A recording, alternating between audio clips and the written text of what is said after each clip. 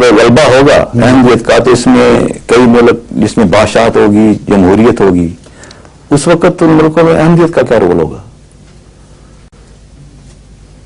احمدیت اگر زندہ رہے گی تو وہی رول ہوگا جو آج ہے، اگر مر جائے گی ہم پرواہی کوئی نہیں، محمد بادشاہت ہے، یہ کیا چیز ہے؟ احمدیت زندہ اور تازہ رہے تو ہمیں اس میں دلچسپی ہے، غلبے میں کوئی دلچسپی نہیں ہے۔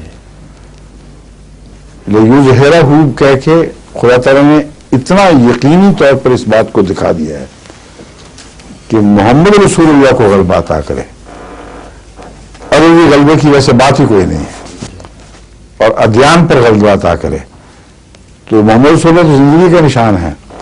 خدا کے نظر میں اس غلبے کی قیمت ہے جو زندہ غلبہ ہو، ورنہ مردار ہو، مرداروں کی تعداد سے 10 سال ہو جائے کیا فرق پڑتا ہے ہمیں؟ ٹھیک ہے؟ ٹھیک ہے۔ اچھا، اب اگلا سوال۔